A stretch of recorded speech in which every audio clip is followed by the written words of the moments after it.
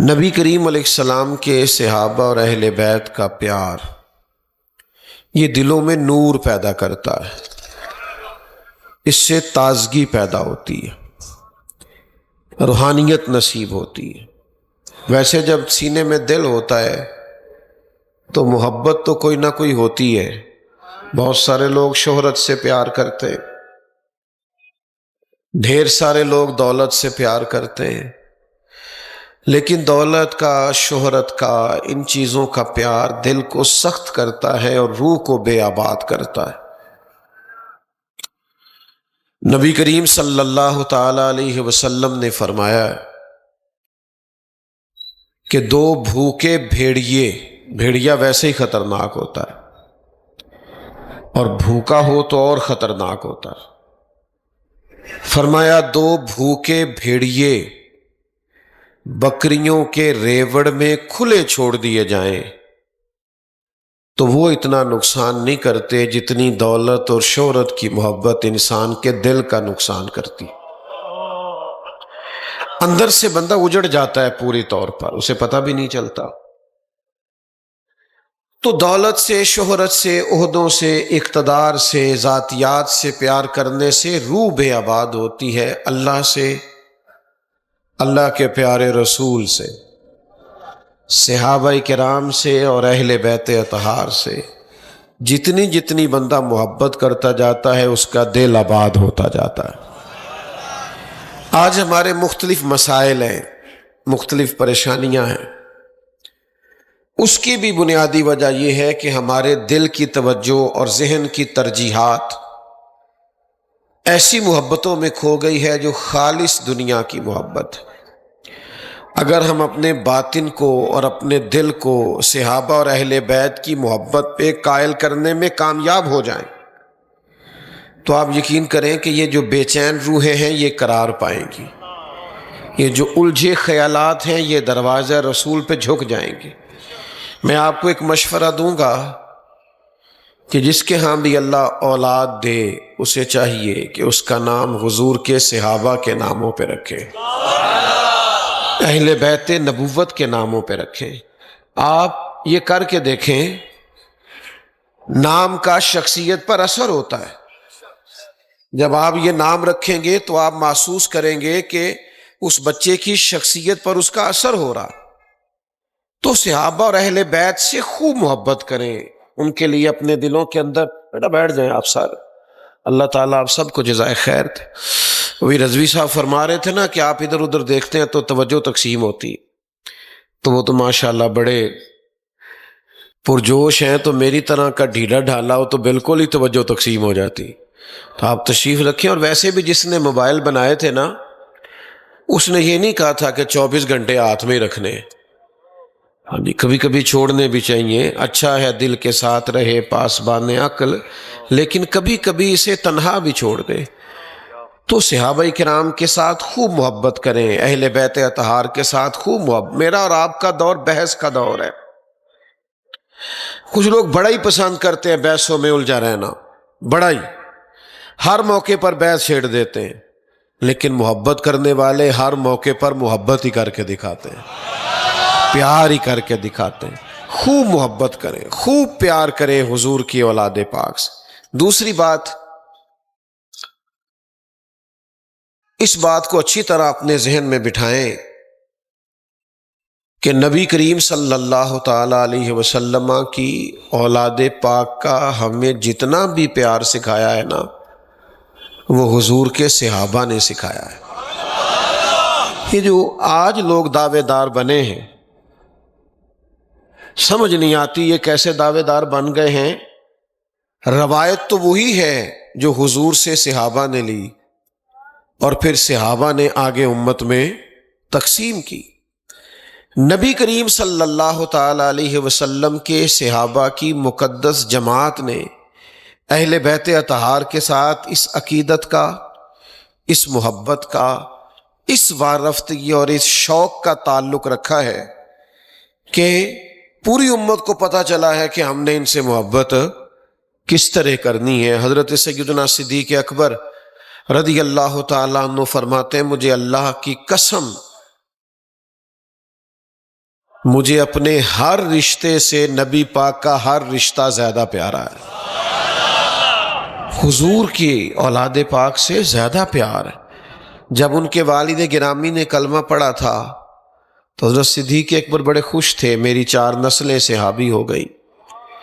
تو جب لوگوں نے ان سے کہا کہ آپ کے لیے بڑی برکت کی بات ہے کہ جہاں آپ کی اولاد، آپ کے پوتے، نواسے نواسیاں صحابی ہیں، وہاں آپ کے والد گرامی بھی حضور علیہ الصلوۃ والسلام کی عالی مرتبت بارگاہ میں حاضر ہو گئے، تو حضرت صدیق اکبر رضی اللہ تعالیٰ عنہ فرمانے لگے، اللہ کی قسم، میرے والد کے اسلام لانے کی مجھے بڑی خوشی ہے، لیکن حضور کے وہ چچا، چند چچاؤں میں سے جو ابھی کلمہ نہیں پڑھتے، فرمایا ان میں سے کوئی کلمہ پڑھ لیتا تو مجھے اپنے باپ کے کلمہ پڑھنے سے زیادہ خوشی ہوتی، اس لیے کہ ان کے مسلمان ہونے سے حضور کا دل ٹھنڈا ہونا مجھے زیادہ خوشی ہوتی۔ تو صحابہ اور اہل بیت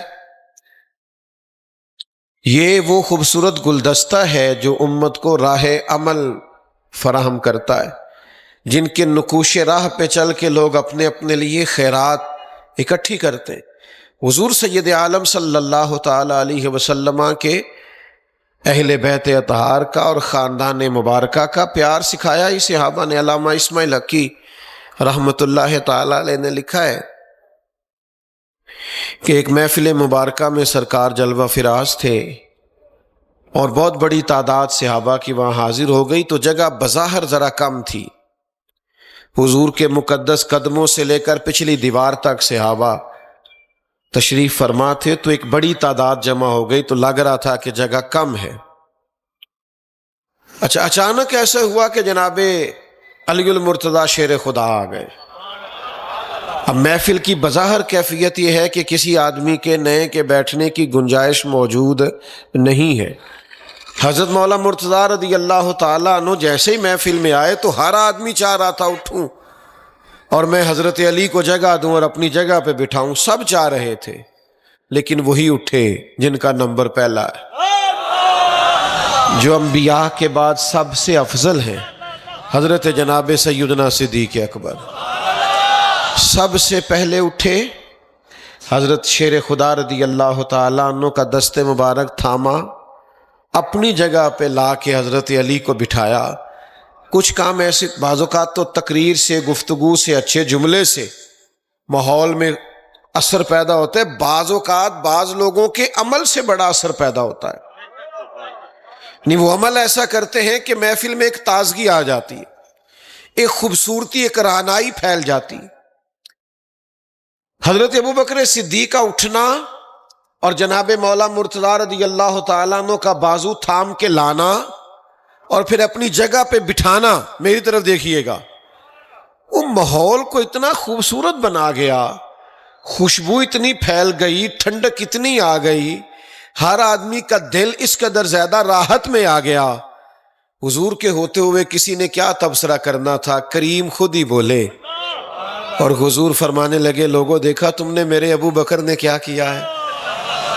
پھر حضور فرمانے لگے، کوئی عزت والا ہی کسی کو عزت دیا کرتا ہے، صاحب عزت لوگ ہی دوسرے کی عزت کرتے۔ تو ان لوگوں کے قریب جانے سے ہی تو اندازہ ہوتا ہے کہ مقام اہل بیت کیا ہے۔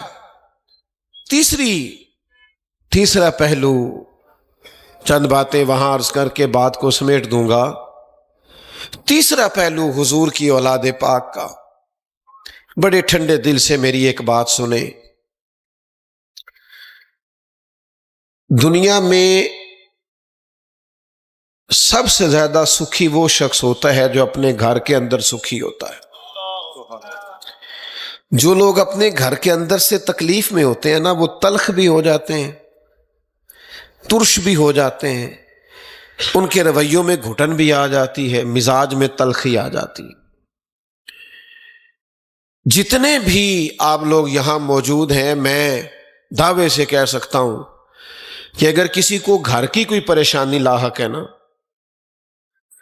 اور اپنے گھر میں کسی تکلیف میں مبتلا ہے، تو باوجود محفل میں بیٹھنے کے اس کا ذہن بار بار کہتا ہے، یار وہ مسئلہ جو ہے نا، وہ میں نے اٹھنا ہے، اس کو دیکھنا ہے، حل کرنا۔ یہ ایک فطری مسئلہ ہے کہ آپ اگر گھر کی آزمائشوں میں کسی وجہ سے مبتلا ہو جاتے ہیں تو آپ کے لیے باہر بھی کام کرنا مشکل ہو جاتا ہے۔ جن لوگوں نے بڑے بڑے کام کیے نا، بڑے بڑے، وہ گھروں کے معاملات کے اندر بڑے مطمئن تھے، اپنے گھر کی بنیادیں مضبوط بنا چکے، تو بڑے انقلاب باہر کر دیے ان لوگوں نے۔ نبی کریم صلی اللہ تعالی علیہ وسلم نے لوگوں کو تجرد کی زندگی سے اور رہبانیت کی زندگی سے منع کیا، بھرپور خاندانی زندگی حضور نے گزاری ہے۔ نبی پاک نے نکاح فرمائے ہیں، حضور کے گھر میں اولادیں ہوئیں، 3 شہزادے، 4 شہزادیاں، پھر ان شہزادیوں کی آگے اولادیں ہوئیں۔ نبی پاک علیہ السلام کا خاندان پھیلا ہے، حضور نے ایک گھر بنایا ہے، سجایا ہے، سنوارا ہے، اور پھر ہمیں یہ کہا ہے اللہ کے حبیب علیہ السلام نے کہ میں 2 چیزیں تمہیں دے کے جا رہا ہوں، اگر تھام کے رہو گے تو گمراہی تمہارے پاس نہیں آئے گی۔ ایک اللہ کا قرآن دے کے جا رہا ہوں، دوسرا اپنا خاندان دے کے جا رہا ہوں۔ تو غور تو کریں، خاندان نبوت کن بنیادوں پر اسے کھڑا کیا گیا تھا، اور نبی پاک علیہ السلام نے بظاہر کون سے اسباب اختیار کر کے ہمیں دیے؟ تو سب سے پہلی بات، حضور اپنے گھر والوں کو وقت دیتے تھے۔ آپ کی توجہ ہے میری بات پر؟ اپنے گھر والوں کو وقت دیا کرے، بچوں کے ساتھ ٹائم گزارا کرے۔ آپ کو پتہ ہی نہیں چلتا آپ کا بچہ کس بد عقیدہ، کس بد مذہب کے پاس بیٹھنے لگتا ہے۔ جب پورے طور پر نظریات خراب ہو جاتے ہیں تب پتہ چلتا ہے۔ غلط دوستوں میں بیٹھتا ہے، بری سنگتوں میں بیٹھتا ہے۔ کیوں؟ ہمارے پاس ٹائم ہی نہیں۔ ہمارے پاس ٹائم ہے موبائل کو دینے کے لیے، ٹائم ہے دوستوں کے ساتھ کھانے جانے کے لیے، ٹائم ہے سیر کے لیے دوستوں کے ساتھ جانے کے لیے، اور بیکار قسم کی چیزوں میں الجھنے کے لیے حضور وقت دیتے تھے۔ بخاری میں موجود ہے، حضور کی جو سب سے بڑی نواسی حضرت امامہ بنت زینب، سب سے بڑی صاحبزادی جناب زینب رضی اللہ تعالیٰ عنہ کی صاحبزادی، حضور جب نماز کے لیے مسجد شریف میں تشریف لاتے تھے تو محبوب نے اپنی نواسی کو بھی ساتھ اٹھایا ہوا ہوتا تھا۔ حاجی نمازی مجھ سے ناراض نہ ہو جائے، بعض حاجی نمازی کہتے ہیں اے بچے نو لے جا، میں نماز پڑھنی ہوندی ہے۔ تو بچہ کس کے ساتھ کھیلے گا جناب؟ آپ نے کس چیز کا نام تقوی رکھا ہوا ہے؟ ان کو وقت کون دے گا؟ ان کے چھوٹے ذہن میں ابھرنے والے سوالات کے جوابات کون دے گا؟ آپ ان بچوں کو ٹائم دیں، ان کے ساتھ وقت گزاریں۔ آپ باہر بڑے فریش ہیں، گھر آئے ہوئے ہیں تو تھکے ہیں، آپ ٹائم ہی نہیں دے رہے اپنے بچوں کو، ان کے ساتھ وقت بتائیے، ساری چھٹی آپ بچوں کے ساتھ گزاریے۔ ایک شخصیت آئی حضور کی بارگاہ میں تو نبی کریم علیہ السلام بچوں کے ساتھ پیار کر رہے تھے، حسنین کریمین حضور کے سینے کے ساتھ لپٹ رہے تھے۔ وہ تو حضور سجدے میں بھی ہوتے تھے تو سرکار کے سر انور پر اور مقدس کندھوں پر سواری کرتے تھے۔ تو حضور بچوں کے ساتھ کھیل رہے ہیں، پیار ہو رہا ہے، محبت ہو رہی، بچے کھیل رہے ہیں سرکار کے ساتھ۔ تو انہوں نے کہا یا رسول اللہ صلی اللہ علیہ وسلم، آپ بچوں کو بڑا وقت دیتے ہیں، میں تو نہیں دیتا۔ حضور دل لگی کر رہے تھے نا، پیار کر رہے تھے بچوں سے، آپ بڑا وقت دیتے ہیں، میں تو نہیں دیتا۔ پتہ ہے حضور نے کیا جواب دیا؟ کریم فرمانے لگے تمہارے دل سے اگر اللہ نے رحمت نکال لی ہے تو میں کیا کروں، مجھے تو رحمت للعالمین بنایا ہے۔ ایک شخص کو نا حضرت فاروق اعظم رضی اللہ تعالیٰ عنہ ایک صوبے کا گورنر بنانا چاہتے تھے، تو آپ اس کے گھر میں تشریف فرما تھے، یا گورنر بنا رہے تھے یا کوئی عہدہ دے رہے تھے، تو کاغذات تیار ہو رہے تھے، تو ان کا بچہ دوڑا ہوا آیا۔ حضرت عمر نے بڑی محبت فرمائی، پیار کیا، تو وہ شخص کہنے لگے جی آپ بچوں سے پیار کرتے ہیں، میں نہیں ان کو وقت دیتا، یہ جانے ان کی ماں جانے۔ تو جناب عمر نے فرمایا یہ کاغذات دینا ادھر۔ وہ کاغذات دیے تو آپ نے پھاڑ دیے، فرمایا جو اپنے بچوں سے پیار کرنا نہیں جانتا وہ قوم کے بچوں سے کیا پیار کرے گا، لہذا آپ عہدے کے قابل نہیں ہیں۔ تو دلوں میں جب تک شفقتیں ہی نہیں ہے اولاد کے لیے، وقت دیں، اپنے گھر میں ٹائم دیں۔ میں اکثر دوستوں سے گزارش کرتا رہتا ہوں کہ موبائل کم استعمال کریں، تو نوجوانوں کا نام لے کے اکثر میں بات کرتا ہوں۔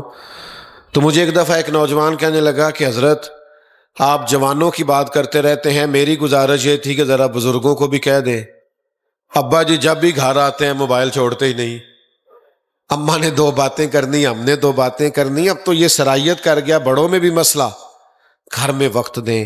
حضرت جناب سیدہ فاطمہ رضی اللہ تعالیٰ عنہ فرماتی ہیں، مجھ سے میرے کریم نے فرمایا فاطمہ کل میں آپ کے گھر آ کے قیام کروں گا۔ حضور میرے گھر آئے اور رات قیام فرمایا، ایک سائیڈ پہ امام حسن کو سلایا، ایک سائیڈ پہ امام حسین کو سلایا۔ رات میں امام حسن نے دودھ مانگا، محبوب خود اٹھے، پیالے میں دودھ ڈالا، دینے لگے تو امام حسین نے بھی مانگ لیا، تو کریم فرمانے لگے نہیں پہلے حسن کو ملے گا۔ میں نے کہا یا رسول اللہ لگتا ہے حسن سے زیادہ پیار ہے، فرمایا نہیں پیار دونوں سے ہے، مانگا پہلے حسن نے۔ مانا کیا ہے؟ حضور وقت دیتے، ٹائم دیتے، تھوڑا اپنے گھروں کے ماحول کو درست کرنے کے لیے اپنا کردار بھی ادا کریں۔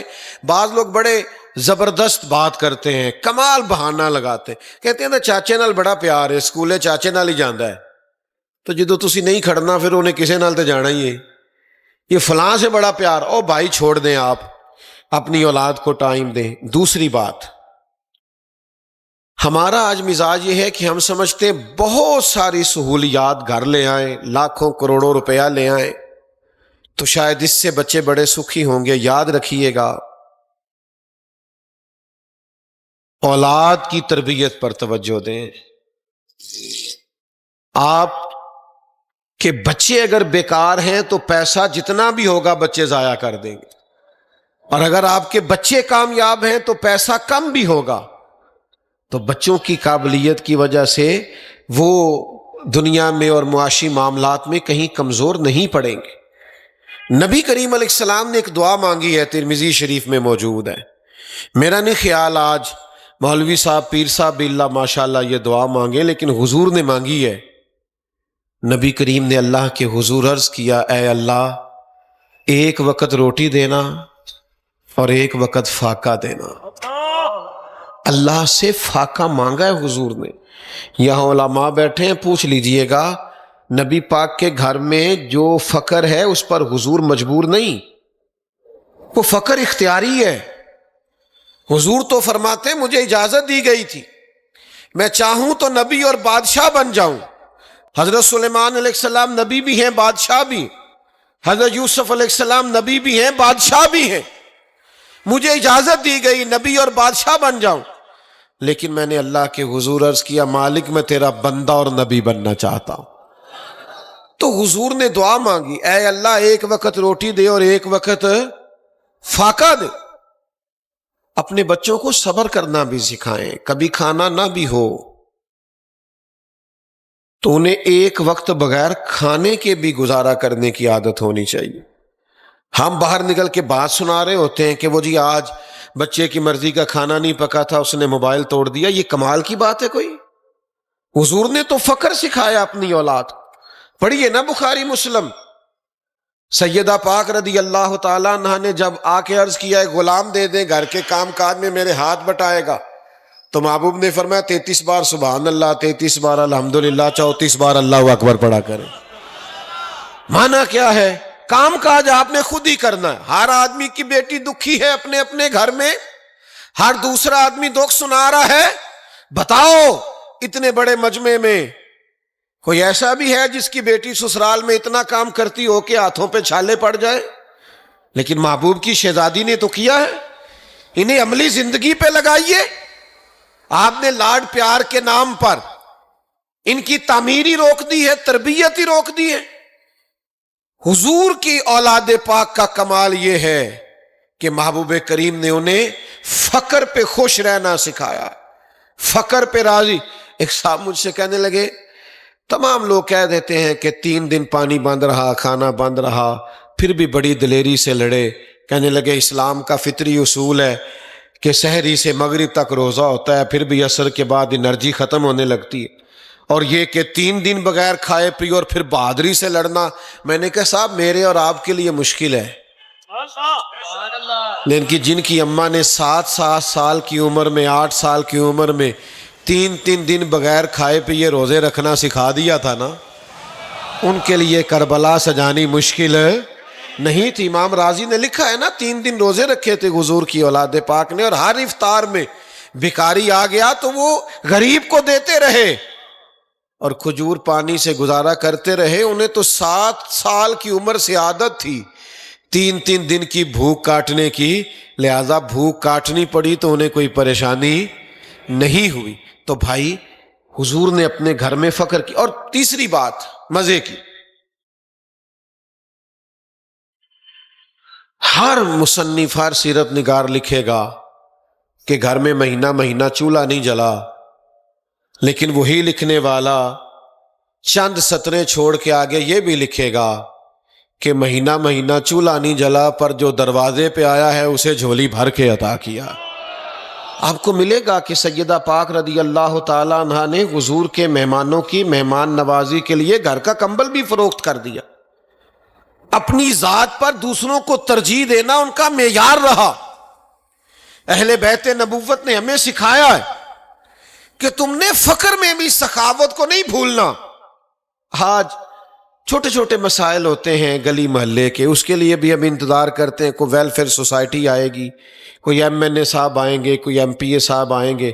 تو عزیز بھائی، آپ یہ چھوٹے چھوٹے مسئلے تو اپنے ہاں خود ہی حل کر سکتے ہیں۔ اسی گلی کے اندر ایک گھر ایسا ہوتا ہے جن کے پاس صبح بجلی کے بل کے پیسے نہیں ہوتے، لیکن اسی گھر کے کونے کے اندر کچھ ایسے لوگ بھی بستے ہیں جن کے گھر میں 10-15 ہزار کا پیزا لیے اور فاسٹ فوڈ لیے رات کو ڈلیوری بوائے کھڑا ہوتا ہے۔ تو تھوڑا سا مینج کریں تاکہ لوگ ساتھ مل کے سارے چل سکیں۔ باتیں زیادہ نہیں کرنی، بس سمیٹنے لگا ہوں، یاد رکھیے گا اور اس کو سمجھیے گا۔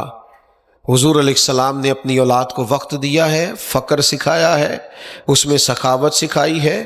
نبی پاک کے سامنے حسنین کریمین کی ڈیوٹی تھی ایک دوسرے کو پکڑیں کشتی کریں، حضور نے انہیں جہاد کا جذبہ دیا ہے۔ مولا علی شیر خدا خود پکڑ کے اپنے دونوں شہزادوں کو لے کر کے گئے، بازو تھام کے فرمایا تمہارے خالو ہیں حضرت عثمان غنی، ان پر بلوائی حملہ آور ہیں، ان کے دروازے پہ کھڑے ہو جاؤ، کوئی ان کے گھر میں داخل نہ ہو۔ جہاں زیادہ خطرہ تھا وہاں حسنین کریمین کو کھڑا کیا۔ وہ قوم جو اپنے بچوں کو سلاتی ہے کہ بیٹا سو جا بلی آ گئی ہے، تو بلی سے ڈر کے سونے والا شیر کیسے بنے گا؟ سناؤ اپنے بچوں کو قصے خیبر و خندق کے، کہانی سن کے حیدر کی دلوں سے ڈر نکلتے ہیں۔ حضرت مولا مرتضیٰ کی بات سنا، تو بہادری سکھائی ہے نبی پاک نے، استقامت سکھائی۔ اپنی بات کو سمیٹنے لگا ہوں۔ آج کل آپ کا کسی مسجد میں فجر کے وقت جانا ہو نا، تو آپ کو اندازہ ہو جائے گا کہ پکے نمازی کتنے ہیں۔ آج کل ان دنوں میں جا کے دیکھیں آپ۔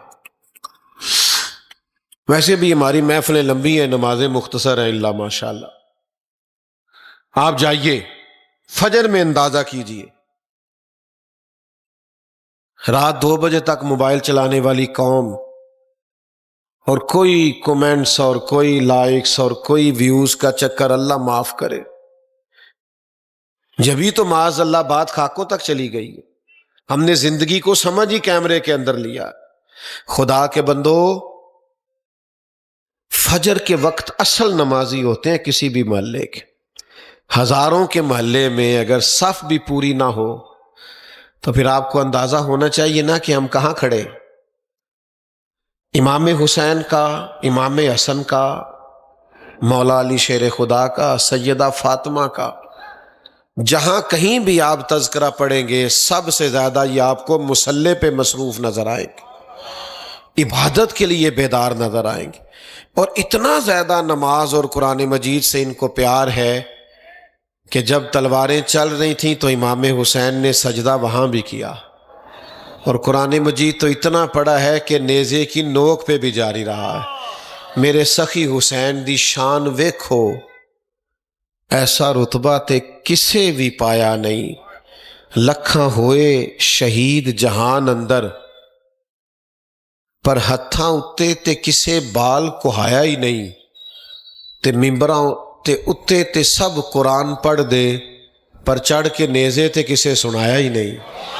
تو عزیز، اگر میرا اور آپ کا قرآن مجید سے اور نماز سے تعلق ہی کوئی نہ ہو تو پھر ہم حسینی ہیں؟ تو محفلوں کی حد تک حسینی تو ڈھیر سارے ہیں، میں نے بڑے ہی دیکھے، اور جلسوں کی حد تک تو حسینی ڈھیر سارے ہیں، بڑے دیکھے ہیں۔ خیر یہ بھی غنیمت ہے اس زمانے میں، پر یہ کہ اپنا تعلق تو نماز سے مضبوط کریں، اپنا رشتہ تو قرآن مجید سے مضبوط کریں، اپنے گھر کے اندر وہ ساری چیزیں لے کے آئیں جو نبی کریم صلی اللہ تعالی علیہ وسلم نے اپنی اولاد پاک کے لیے خاص فرمائی ہے۔ آخری گزارش آپ سے یہ کرنی ہے